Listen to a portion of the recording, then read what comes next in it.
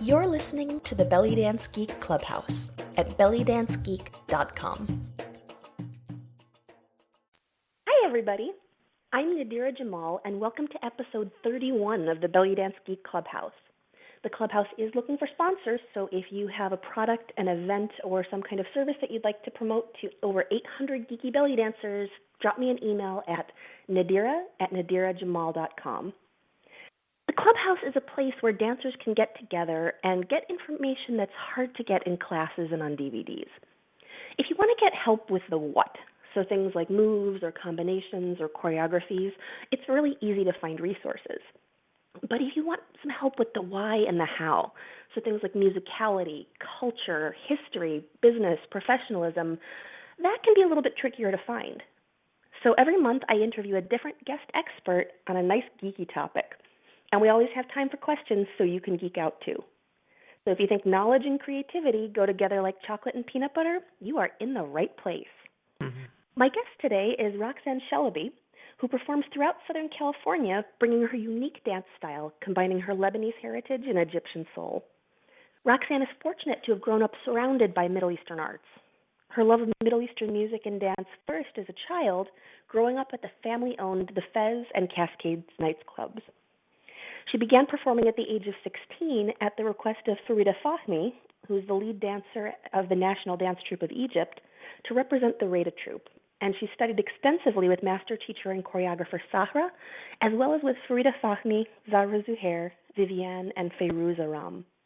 You can check out her upcoming documentary on the Fez at thefezdoc.com, spelled TheFezDoc.com. Thanks so much for joining me, Roxxanne. Thank you. I'm very excited to be a part of this really wonderful forum for discussion about our dance form. Yay! Now, can you tell us the story of how you got started in Middle Eastern dance? Okay, sure. My father is a Syrian Lebanese, and Lou Shelaby, he was a musician and an owner of several nightclubs, as you mentioned in my bio. And so I was kind of born into this dance form. My first performance was at the age of 5 at the Arabic church. We had a little dance class for little girls. So I got a taste very early of performing, which I love. And then growing up at my dad's second nightclub, the Cascades, watching belly dancers every night of the week, which was wonderful. Dancers such as Sahra C. Kent and Angelica and many other wonderful dancers from Southern California. And then when I was about 16, Sahra, who was like a big sister to me and is one of my dearest friends, was going to UCLA at the time working on her master's in dance ethnology and had become friends with Farida Fahmy. And there was going to be a show here in Los Angeles at an Arabic festival. So, I was in high school and it was my summer vacation, and Sahra said, "Hey, we're working on this show. Do you want to come with me to the rehearsal and meet Farida?" And I said, "Sure." So I followed her along and hung out with them, and at the time they needed a fifth dancer, and they didn't know who that fifth dancer was going to be. So as they were running choreographies, Sahra asked me to just mark the place of that fifth person so that they could, choreograph. And I found Farida's style to be so comfortable and natural to me that I picked it up really quickly and ended up in the show. So I'm sorry, that was a very long answer to that question, but... Wonderful. And how did you end up going from, one little summer project in high school to a performing career? Well, it was sort of a roundabout way. I mean, I had done that show with Sahra and Kamala Al-Mansar, who's another wonderful dancer, and several other dancers that were in that group. And we had performed occasionally those choreographies that we learned from Farida. And then two things happened. Sahra went to Egypt and ended up staying there, and she was my link to the dance world. And at the same time, I went to college. And, going to college and working 2 jobs to get through school didn't leave me a whole lot of time for dancing. So I didn't perform very much when I was in college and those years that Sahra was in Egypt. But I still, had such a passion for it and watched videos all the time. And I always was dancing around the house. And once Sahra returned, and she started a dance company called Ya Amar. And at the time, I was also finishing college and having more time to, have a life of my own. And I went back to dancing, and I was working with Sahra with the dance company. And that's how I really went back into performing and becoming a professional dancer. Mm-hmm. And, one thing that we often hear as dancers is that, often Arab families discourage their daughters from becoming performers. But it sounds like you didn't have as much of an issue with that as a lot of people. Do you think that either that's overblown, or did you have a special situation? Actually, no. I did have quite a difficult time as well. And it's ironic, although my dad was a great lover and promoter of belly dancing, it's different when it's your own daughter. And he was very nervous about me becoming a professional dancer.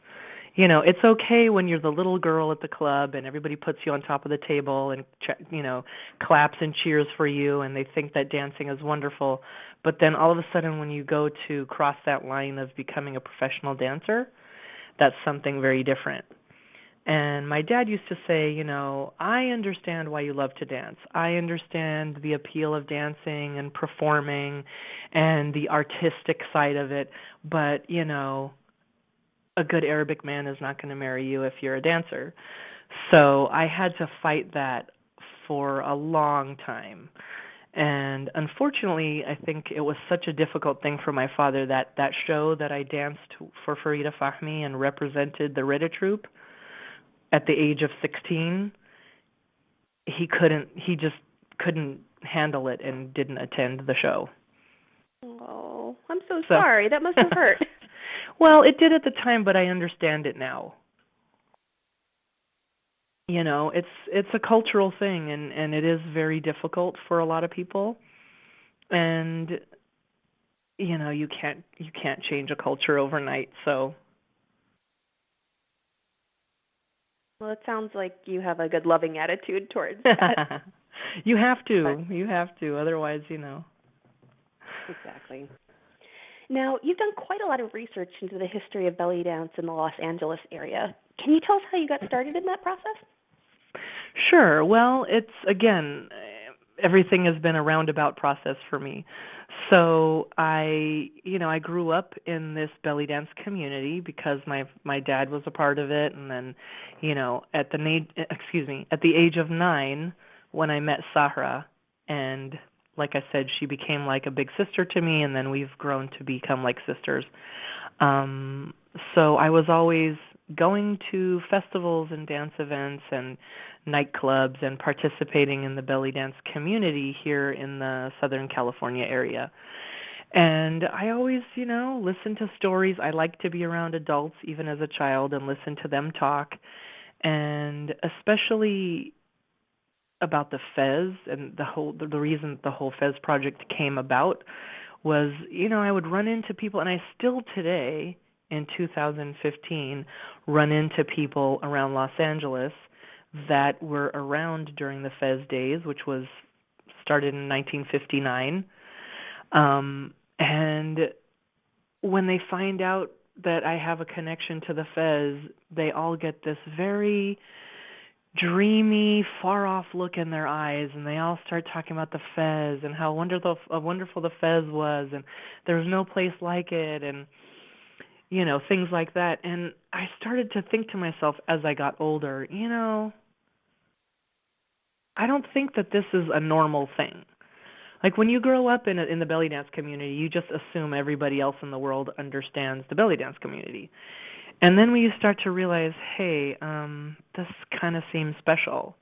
And then even though my dad owned the Cascades after it, which was also a great place in its own right, no one talked about it the way they talked about the Fez. And when I would go and I would be around dancers like Aisha Ali, like Ferouz Aram, Jamilah Salampur, Antoinette Oishek, and these dancers who are like the founding dancers in the Los Angeles area, and they all trace their roots back to starting at the Fez. I started to kind of put the points together and say, wait a minute, okay, this went back to the Fez, this person went back to the Fez, this musician started at the Fez, and all of it just kind of came together. And that's when I said, this is a story that needs to be told. So let's start talking about those early days. Now, you said that the Fez opened up in 1959. That's pretty good. Yes. So when we're talking about these early days, one thing that I like to think about is not just when, but also who. Who was involved in this. So can you tell us about some of the Middle Eastern ethnic communities who were living in Southern California at the time? Sure. From what I understand, there was a large Armenian community, and I don't think necessarily right here in Los Angeles at the time. I know in Fresno there was a huge Armenian community, but there was, a smaller community here in Los Angeles, and now Glendale, which is right outside of Hollywood, has become one of the largest Armenian communities. There's also a very large Syrian Lebanese community, which is, what my family kind of came out of. And a lot of people don't know what that means, just to clarify. So, for example, my family immigrated to the United States in the late 1800s, early 1900s. And at the time, they left a country called Syria. And they left to escape the persecution of the Turks during the Ottoman Empire. They were Christian Arabs, and so they left Syria. They came to the United States. My family specifically settled in the Lawrence, Massachusetts area, and then moved on to Boston. And so later on, I believe after World War II, when they carved up a lot of the Middle East and created Lebanon as a country, the area that my family came from then was a part of Lebanon. So if you asked my grandparents where they were from, they would say they were Syrian. If you asked my dad where he's from, he would say Lebanese because it was then Lebanon. Does that make sense? Absolutely. And so later on, that was the early days, Syrian, Lebanese, and Armenians, and I believe some Turks as well, and some Greeks also. So then, as time progressed into like the 70s, then you started to have large groups of Persians, Egyptians, and later on, Lebanese from during the Lebanese Syrian, I can't even talk, I'm sorry, the Lebanese Civil War. And now there's pretty much everybody here. Mm-hmm. I always think it's really interesting to find out who's been in a given area, because I think that's one of the biggest drivers of regional differences in our dances. Mm-hmm. Mm-hmm. I know for a fact in Boston that we primarily have the same Syrian Lebanese groups, yes, as well as the later folks who came over during the Civil War, a whole lot of Armenians, and also a lot of Greeks, and a lot of the Armenians and Greeks were actually coming from Turkey. So, right. I find it really interesting that, we have had very few Egyptians in Boston. And so for us, this whole Egyptian connection came much later than a lot of other people. So, so much of this dance is making the audience happy. And so it's really interesting to find out who's vetting the dancers. Absolutely. And it's interesting in the case of Los Angeles, and this was something that I didn't discover until I was researching for the Fez documentary, in that, we have this idea that during those days, the 50s and 60s, everything was sort of a mixture of Greek, Armenian, Turkish, Arabic, and what became AMCAB. But I've come to find that in Los Angeles, although there were those kinds of places that had a mixture of different things, when my dad opened the Fez, he wanted to have a place that was specifically Arabic. And so it was strictly Arabic food, Arabic music, and Arabic-style belly dancing. As a matter of fact, the dancers who performed on the opening night in 1959 were Egyptian. And he tried in the beginning to bring people from the Middle East, specifically from Egypt, to perform at the Fez, and then it got a little more difficult with getting visas and so forth, and then he started cultivating dancers here. But it was always with a more specifically Arabic style, and even leaning more towards Egyptian, even though my dad's background was Syrian Lebanese. Do you think that that's because of the, entertainment dominance of Cairo, or do you think there was another reason for that? I definitely think it was due to that, and his, he had a great love for Kulthum and a lot of the Egyptian great musicians, and he did spend some time in Cairo when he was in college and really loved it. So I think that had a lot to do with it. So it sounds like, the Fez had a very clearly Arabic standard for everything that it was doing. Do you have a sense of whether the other clubs were more mixed in the Los Angeles area? To my understanding, yes, in the very beginning. And then later, other Arabic, strictly Arabic places started opening up. I know there was a place called the Egyptian Gardens that was also in Hollywood, Shaker's Oasis, which I think is a hilarious name, but was also a very prominent club, later in the 60s in Hollywood. You had the Seventh Veil, and those places. I think the difference was that it really then it geared its entertainment and its livelihood towards the Arab community only, whereas at the Fez you had a mixture of the Arabic community and the Americans who were trying to learn about this culture. And, it was the 1960s, so everyone was looking to the East, and, the Beatles were going to India, and, all this kind of stuff was happening. People were becoming very excited about the Middle East, and then, they had an opportunity to experience it for themselves. Can you hear me? The last thing I heard was experience it for yourself. Oh, no. Sorry. I'm trying to retrace my thoughts. So I was saying that the Fez was unique in that it did cater to the Arab community, but it also was a welcoming environment to Americans who were looking to experience this new culture. Mm-hmm. And my dad was very much like an ambassador to them. So he would explain the kind of food that you were eating. He would talk about the music. He would explain the dancing.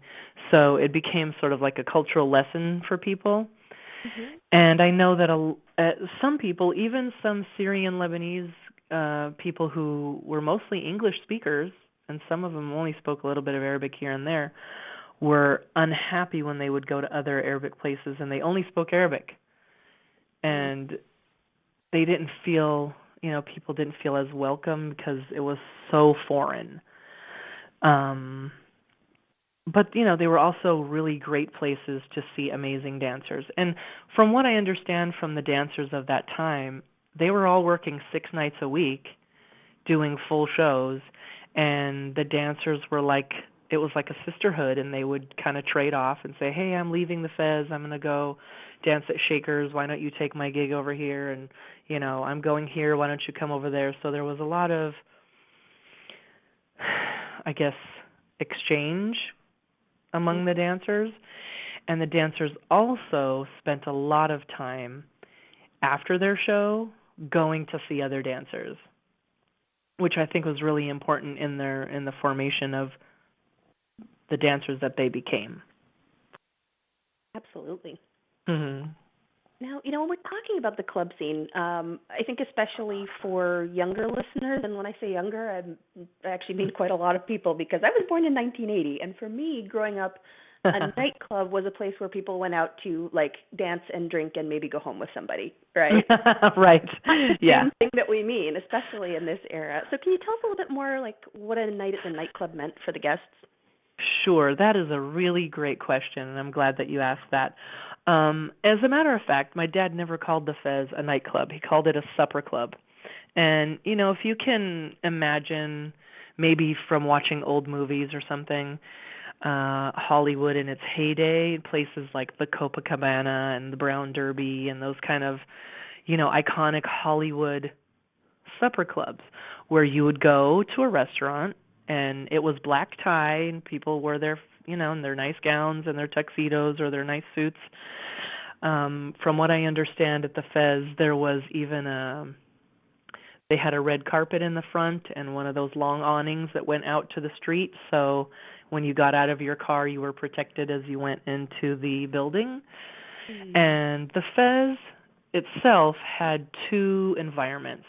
So there was the downstairs, which was a more formal dining area. It was, regular tables and chairs and a slightly raised stage.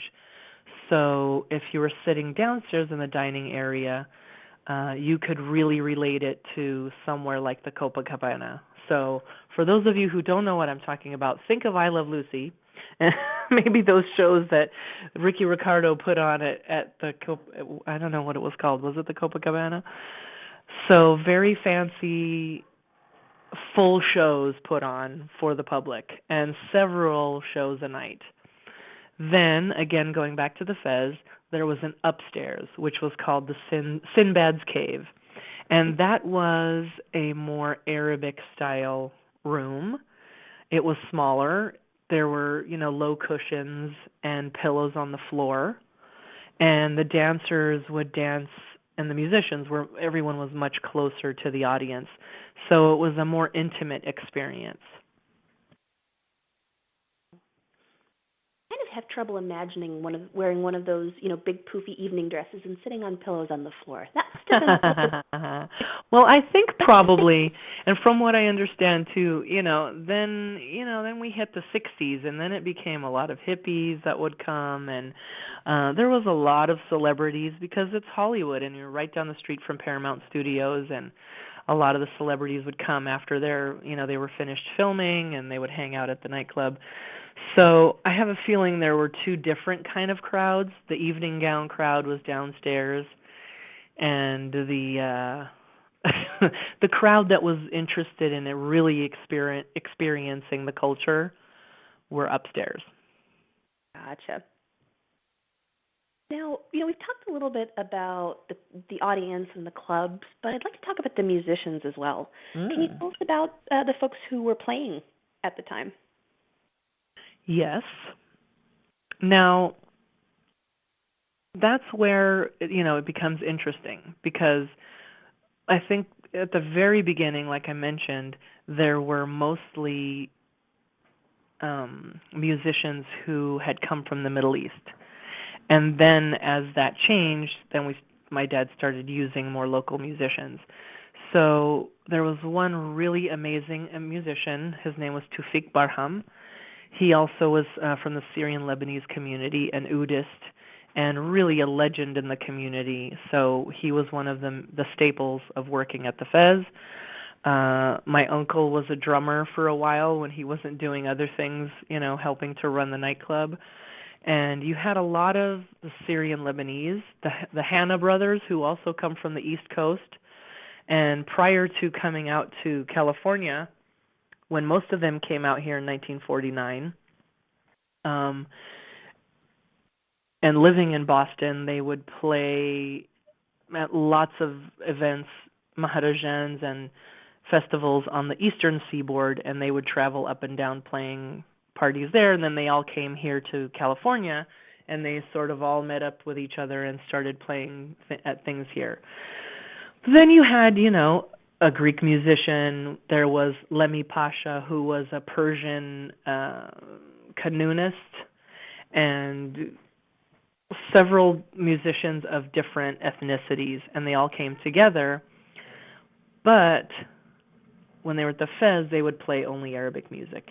Maybe once in a while a Greek song, maybe once in a while Hava Nagila, but for the most part it was Arabic music. Did I answer your question? You did. And, Okay. Was the music that was being played then similar to what we hear in clubs and restaurant gigs today, or are there major differences? Well, it depends on which clubs and restaurant gigs you're talking. I mean, today it's all, CDs and it's electronics kind of music, but then it was a lot of Kulthum, it was, Inta Omri, it was those types of songs, Mashal and Aziza, those classic, what we consider classic belly dance songs, and some others that were more, what is the word in English? It's more like, I don't want to say folk songs, but I guess folk songs would be the best way to describe them. Some more Syrian Lebanese style folk songs. One thing that I think is interesting that we tend to forget is that a lot of these things that we think of as like big classics, if we're talking, 1959 through the late 60s, a lot of these are actually really recent hits at this point. Yes. This is what's hot in Cairo right now. Exactly. And, you would be lucky if someone came from back home, from the old country. And it's funny because when I was little, I never knew what all I ever heard was the old country and back east. And I never knew where these two places were, but I knew they were far away.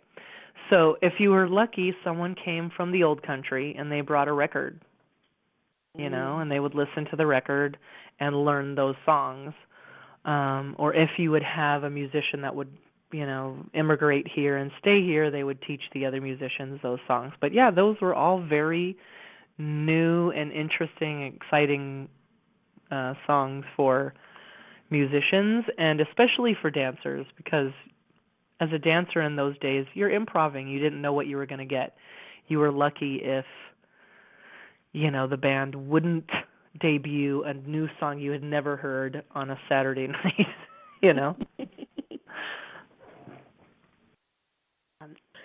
On me. to the dancers. So who are some of the iconic dancers of that era? Well, definitely Aisha Ali, who I'm sure everyone knows from, the dances of North Africa and so forth. A dancer that you should know if you don't, her name is Antoinette Awayshek. If you've looked at any of my Fez promotional materials and you see this amazingly gorgeous hourglass figure dancer, that's Antoinette. And my dad used to call her the casting director's dream because, if it's 1959, well, I guess this was maybe 60 or 61, and you have an Arabic nightclub in Los Angeles and there are no belly dancers around, and all of a sudden this little voluptuous, gorgeous Syrian girl walks in the door, you grab her and throw her on the stage, and that's pretty much what happened. So she was one of the standard dancers at the Fez. Fayrouz Aram, who is another dancer that if you don't know, you should know. She is an incredible dancer, and a lot of these dancers went on to teach dancers that we consider our dance mothers. So, for example, Fayrouz learned from Aisha and from Antoinette. Fayrouz went on to teach people like Angelica Nemeth and Sahra Kent. So, there's like a whole lineage that happens that started with dancers from the Fez. Another amazing dancer named Zanuba. Zanuba is Armenian Egyptian. She was one of the dancers on the opening night at the Fez, and she had danced in Cairo as well as in Lebanon and Iraq before coming here, and influenced many, many dancers. Marta Schill is another dancer that started at the Fez, who Mardashil of Mekda and the Cairo Caravan and many amazing festivals here on the West Coast. Tanyacianas, who, belly dancer of the universe competition, also a standard dancer at the Fez. So these are the people that, I just know them because I grew up around them, and they're just like average people to me as a child. That all of a sudden I go, wow, Tanyacianas, who runs the Belly Dancer of the Universe Festival competition, was one of the dancers at the Fez, along with all these other ladies that I mentioned. Jamilah Salampur, who was also a regular at the Fez, a very good friend of my father's. They had a little mutual admiration society going on, and although she was there at the first night of the opening of the Fez, she sold an oud to my father because there were also no instruments around that you could buy, and she happened to have an oud in her restaurant that she owned here in Hollywood, and my dad needed one for a musician, so that's how they met and became friends. And she was a regular at the Fez. She taught a lot of dancers that ended up dancing there. And when she left Hollywood and went to San Francisco to open the Baghdad Cafe, which, by the way, she did because she met this drummer, Yusuf Kyumjan, at the Fez. And from meeting him at the Fez, they decided to go to San Francisco and start the Baghdad. Of course, I'm paraphrasing a little bit. I'm putting a lot of history into like a little bit of time. So when she went to San Francisco and started her club there, she would often come down to L.A. and borrow dancers from the Fez and take them up to perform at the Baghdad in San Francisco, and they would kind of go back and forth. So there was a lot of exchange between the two places. So that was the very early days. I'm talking about this, late 50s and 60s. Then when you go into the 70s, dancers like Fatim, I believe, and I don't remember off the top of my head now if Angelica actually performed at the Fez or if she's from the next generation. Another dancer whose name just slipped my mind. Oh, Anahid. And Anahid reminds me of another amazing person who danced at the Fez regularly, who was Diane Weber. Do you know who Diane Weber is? I think so, yes. Okay. And many, many more. I'm giving you the real, main people, main dancers, but there were lots of other really incredible dancers that performed there. And so, for this first generation of dancers, do we really know how they got started, given that there weren't really belly dance classes at every dance studio at this point? Yes, and that's the really interesting thing. They became dancers out of a necessity. There were none, and people wanted dancers, and now all of a sudden there's this nightclub that is providing an environment where they needed dancers. And so a lot of them would just learn by watching. And as I mentioned earlier, they would go from club to club and watch each other. There were really no teachers, and a lot of the dancers were they shied away from actually teaching. So, it was difficult. And then you had my father, who I think this is one of the really amazing things about him, was that he could really see the potential in people. And he knew that, you're not going to become an amazing dancer from learning to dance in a studio. You're going to become an amazing dancer from performing and from experiencing the music and having those opportunities to perform. So he would often have, he'd bring in these new girls who were just learning and give them a chance to cut their teeth and really learn to become excellent dancers. For example, Sahra. I mean, I don't know if you're out there listening, Sahra. She might get mad at me for telling this story, but I doubt it.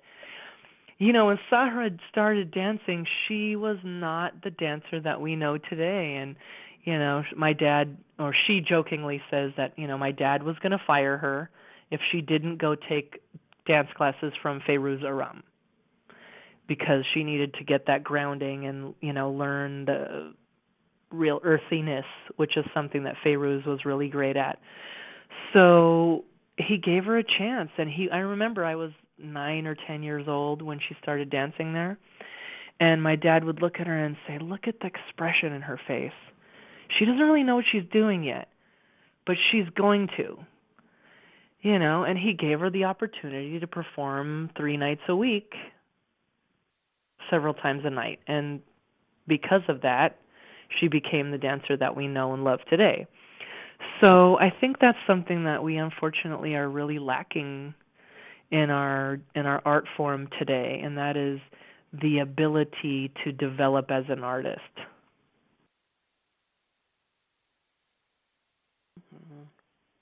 I was very lucky to have a situation like that. I mean, I did have classes and I got my teachers, right? But when I was getting my start, we had more than one venue and a couple of haflas with live music that yes, we did regularly, and we all had this ability to get out there and try it. And you know, I think I very much agree. Sometimes you learn more just by doing it.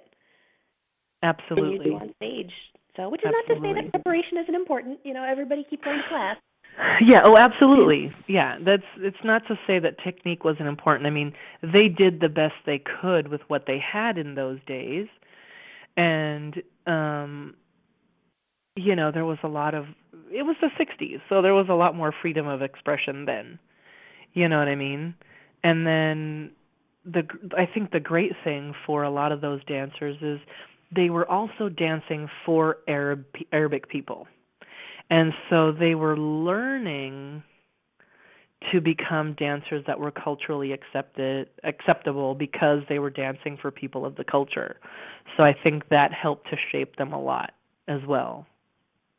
Absolutely. I think that's actually one of the biggest differences I'm seeing, you know, in the dance community, even since I've been aware of what's going on in the dance community, is that, you know, we're moving away from being vetted by the cultural audiences that we've traditionally been vetted by, and now we're being vetted more and more by other dancers. And that shifts our priorities. Yes, it really does.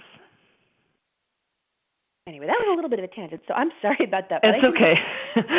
You caught me because I was just thinking, do I want to go off on that tangent? Because I could say a lot about that, but I'll let you guide. If you can, but I'll leave that up to you.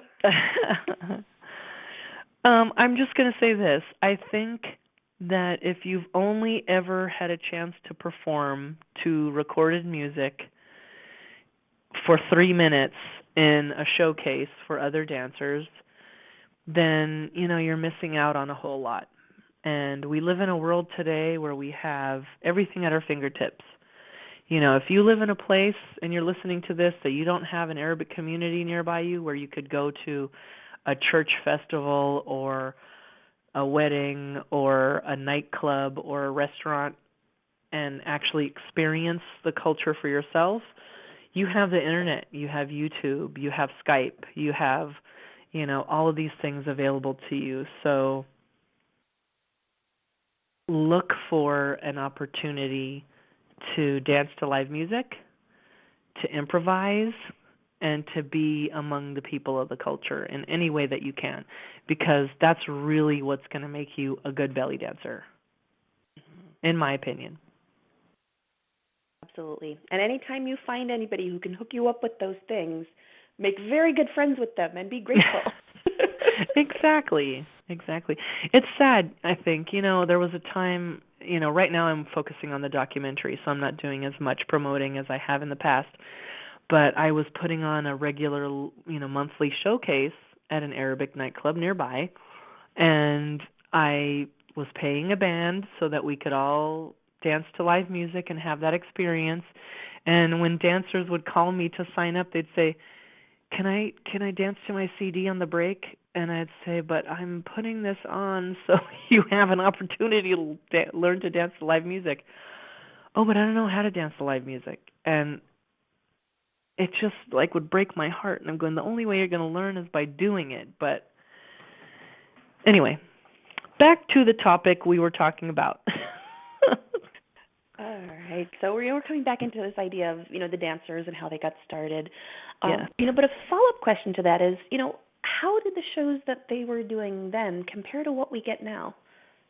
Oh, you're going to die when I tell you this. Mm-hmm. Do you know that, at least at the Fez, their shows were 45 minutes long, at least? Mm. And that, I think, is the biggest difference than what we get today. And that's because, you'd start off with an opening song, come out with, I think we consider this an abcam style, which is to come out wrapped up in a veil playing finger cymbals, and then unwrap the veil and dance with the veil. Well, that style started at the Fez, according to Aisha Ali and Antoinette and other dancers that were there. That style started there. So, you'd come out, you'd dance with your veil and play your finger cymbals, and then they would go into maybe a slower taksim song. Then each instrument, which could be 5 or 6 instruments, would go into their taksim, each one of, having a solo. And then drum solos weren't really big in those days. Drum solos didn't really start happening until later on. And drum solos are a result of belly dance shows. Drum solos don't just happen naturally in Arabic music for the most part. So, there'd maybe be a little drum section, and then maybe, they also did floor work in those days a lot, so they'd do a little floor work, then they'd do like a closing number, and that would be 45 minutes. Oh my gosh, I just remembered another dancer I neglected to mention, Helena Vlajosu. Ah. Helena Vlajosu is Greek, but is an amazing Arabic-style belly dancer. She's famous for rolling the 7 quarters on her stomach. Mm-hmm. And she is still teaching today and is an amazing performer and teacher. So if you're ever in the Los Angeles area or you see her in your town teaching a workshop, go take a class from her. I took a class with her at the Las Vegas Belly Dance Intensive last year, and it was wonderful. Isn't she wonderful? I totally second that recommendation. And she's so great to talk. I could listen to her talk all night. She has this beautiful Greek accent. And a lot of these dancers are still part of the dance community and doing things. Aisha is still teaching and is, still researching. She just recently put out a new DVD documentary called Wedding in Luxor. Zanuba, the dancer I mentioned, who's Armenian Egyptian, that danced at the opening night on the Fez, she's like 84 years old. And she lives in the Seattle area. Amazing lady. Feiruz Aram lives also in the Seattle area and is coming back to the dance world as well. We're just very lucky to have these ladies and the amazing stories they have, the amazing things they've done for our dance form. And we wouldn't really be where we are today if it wasn't for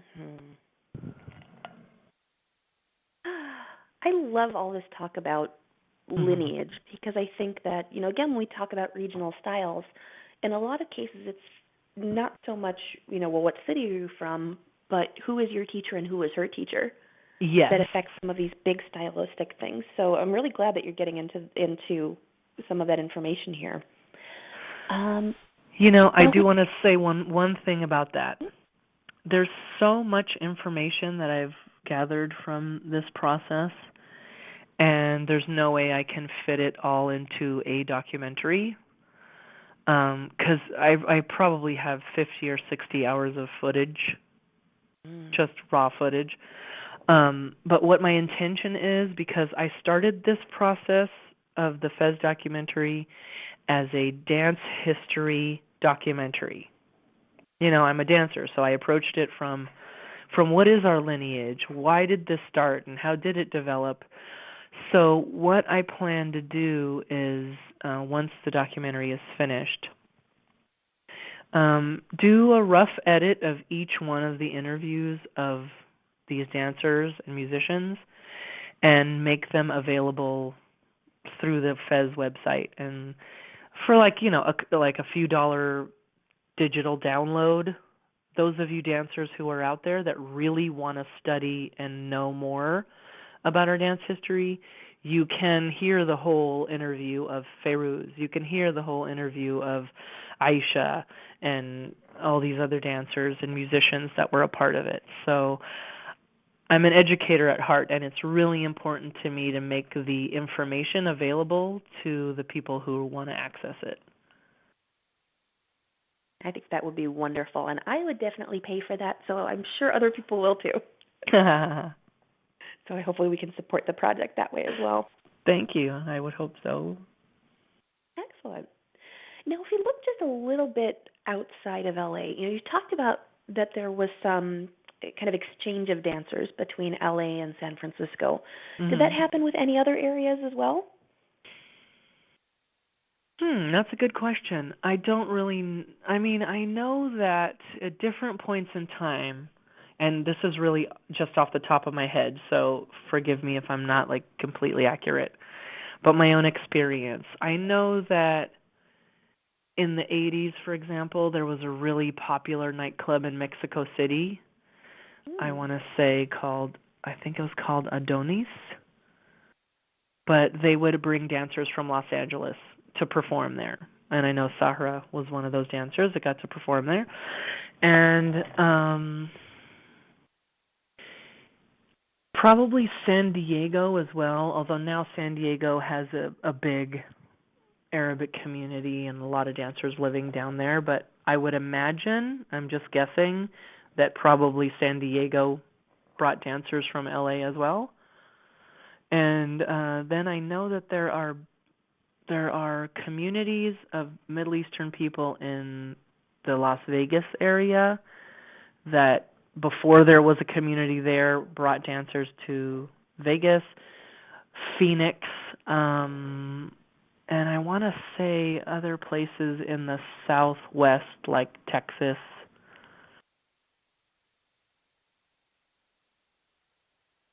And I think that's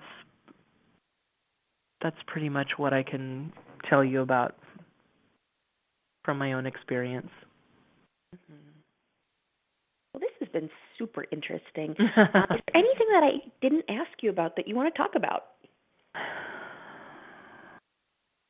Well, I think we covered a lot of it. I'd like to tell you that if you are going to be in the Los Angeles area June 6th and 7th for Cairo Shimmy Quake, I am going to be there, and I'm going to be vending T-shirts, and you can pre-order the DVD of the documentary. Also, this is important to know, one of the very first albums, and I'm talking about a record album. For those of you who are not familiar with a record, go to Google and Google record album. In the early 1970s, one of the very first records of a belly dance routine was recorded live at the Fez, and that album is called Live at the Fez. And until now, it's still only on record form. So as part of this project, I'm also having that cleaned up and transferred to a digital format and also CD. So that music will be available, and it's really great old school belly dance stuff. So we're also going to do a sneak peek of about 15-20 minute section of the documentary. It's free to the public. It'll be on Sunday evening at the end of the festival. So if you're there, you can just come on down and watch part of the documentary. I'll also have actual fezzes, the hats you wear, the little red hat with the black tassel, direct from Egypt, so they are authentic. You can get your fez, and I'll also be in Austin, Texas with Bahia the weekend of July 11th and 12th, and we're going to be showing the documentary there. I'm going to be teaching a fez routine and also teaching Khaliji, which is another dance form that I love. So there's lots of great stuff coming up, and I'm really hoping to be able to take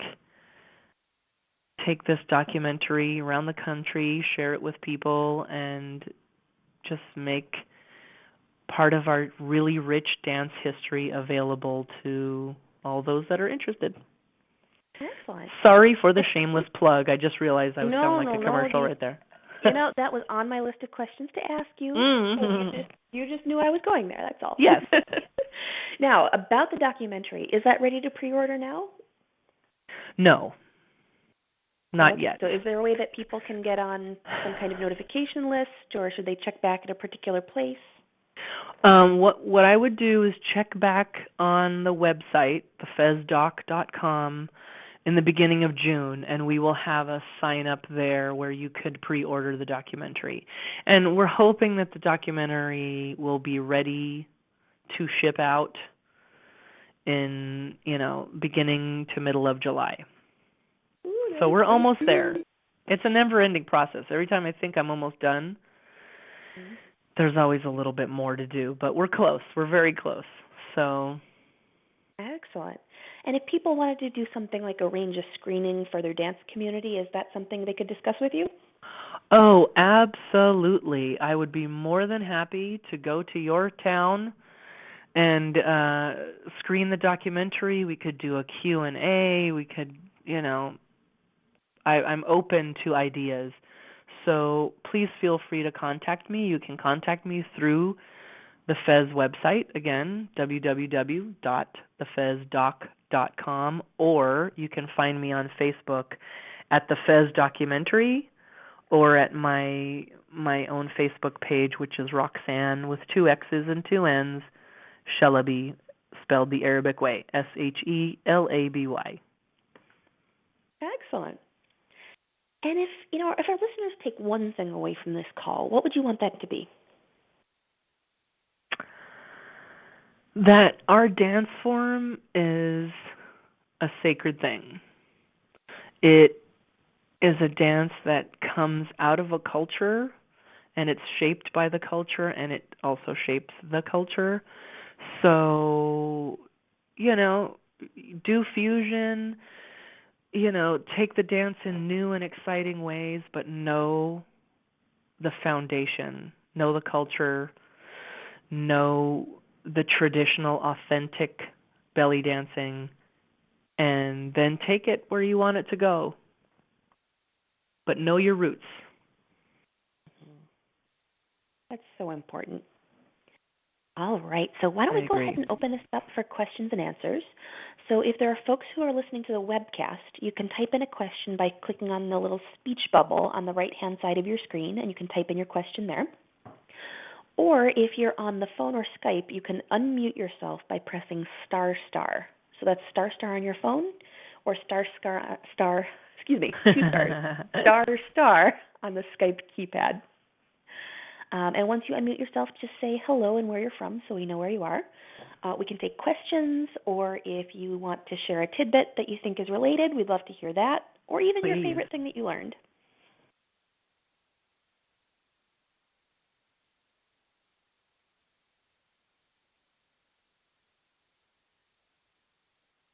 We don't have any takers yet, but somebody has to be the first one. So if you volunteer, I would love to hear it. Sometimes when we have a really good call, we get no questions because we covered everything, and sometimes when we have a really good call, we get a million questions. Well, hopefully somebody's going to say something. Otherwise, I'm going to have to start singing, and nobody wants that. My threat is I'm going to start talking about my cats. Yes. Oh, I got some good cat stories, too. All right. I think we have a caller unmuted. Hi there. Am I unmuted? Yes, you are. Okay, I'm Chava. Hi. Hi. And hi, thank you. That was fascinating. And Oh. I was just wondering why some of the dancers shied away from teaching. Well, that's a really great question. One of the dancers, Feiruz, she said that when she first was asked to start teaching, she was afraid that teaching and having to really analyze what she was doing was gonna make her lose the magic. Because again, these were dancers who started, their only experience with dancing was improvising. It was all in the moment. It was all to live music. And the idea of crystallizing it into an idea to share with someone else was scary. However, all of them have said that teaching became one of the most important aspects of their dance careers to them. So although they were scared a little bit at first, it wasn't something that prohibited them from teaching. Well, thank you. You're welcome. Thank you for such a great question. That was a good question. Do you have any more? Not at the moment. I just want to go to LA immediately. Come down anytime. Thanks. One of the things I love to do when people come to town or, dancers come in is I take them on a little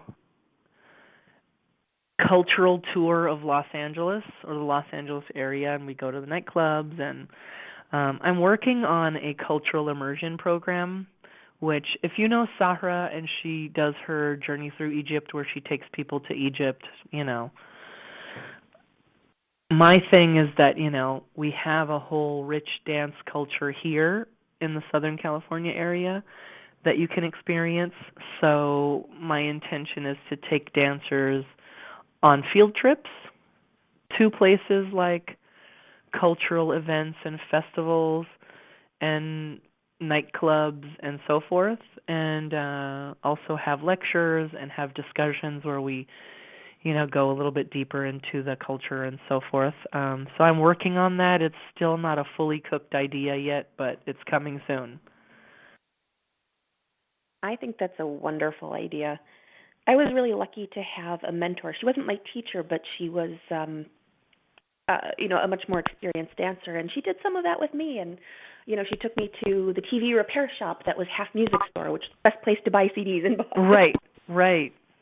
And all these little connections, and even the Lebanese bakery. Yes, you took the words out of my mouth. I was about to say. You have to have fresh pita bread sometime in your life. Absolutely. So I really hope you do that, because that even the little taste of that I've had was really helpful for me. So that would be awesome. Yes. And who was your dance mentor? Her name is Amina Dalal. Oh, okay. That name sounds familiar to me. And actually, a lot of people might know the store I'm talking about. It's Acme TV. They used to have a mail order catalog. That's hilarious. Excellent. All right. So are there any more questions we can take, folks? Again, you can press ** on your phone or Skype keypad, or if you're on the webcast, you can type in your question. Excuse me. Sorry. Looks like we've got a caller from area code 661. Hello. Hi there. Hi, can you hear me? Yes. Hello. Oh, hi. Sorry, it's Candace Cordeland. How are you? Thanks for calling in. Sure. I was just wondering, on the beginning of the conversation, I was wondering how the DVD or the documentary will be available, because if it's available in download formats or anything, or by DVD to purchase, because usually I struggle to get things to New Zealand from the US, so I was just wondering what different formats you're going to have it available in. Yes, we are going to have a DVD format for those people who are interested in that, and it will also be available on digital download. So thank you for right. asking that question, because that's, as well as the music. The music for Live from the Fez will be in CD and digital download format. Oh, that's excellent. Thank you so much. Thank you, and love your beautiful New Zealand accent. Thank you for calling. Thanks. Thanks, Candace. It's good to hear your voice. Nice to hear you too, Nadira. Excellent. Is there anything else you'd like to ask while we've got you unmuted? No, it was a really interesting talk, so thanks for sharing all the information about it. Thank Excellent. you. Well, I'm glad you enjoyed it. Okay. So I'm going to put Candace back on mute. And if there's anything else that anybody would like to ask or to say, we'd love to hear it. Again, that's ** on your phone or Skype keypad.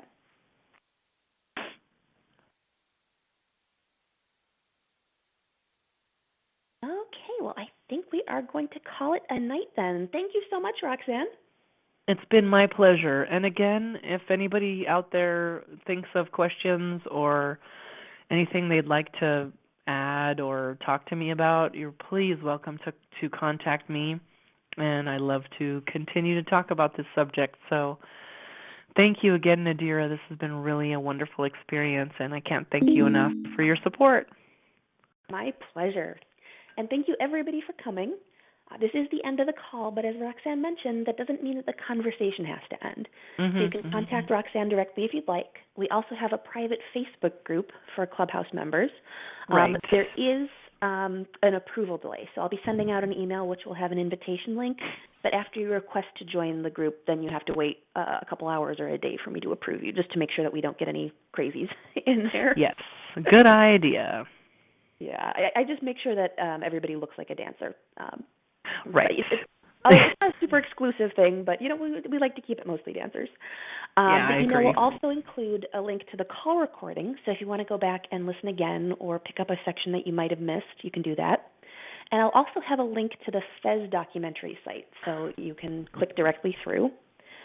And I'm also going to include a survey. I run the Clubhouse, but it's really for all of you. So if there are any topics you'd like to hear, any speakers that you'd like me to invite, or any ways that I can improve this, I'd love to hear it. And our next call has not been scheduled yet. It's coming up in June, and our topic is going to be contracts for dancers. So keep an eye on your inbox for the schedule. And the very last thing that I'd like to say is that this is the come-on-in kind of Clubhouse, not the no boys allowed kind. So if you know somebody who would enjoy these calls, you can invite them to join us at bellydancegeek.com/clubhouse. And until next time, happy dancing. Good night, everybody. Thanks for listening. For more geek-tacular resources, visit bellydancegeek.com.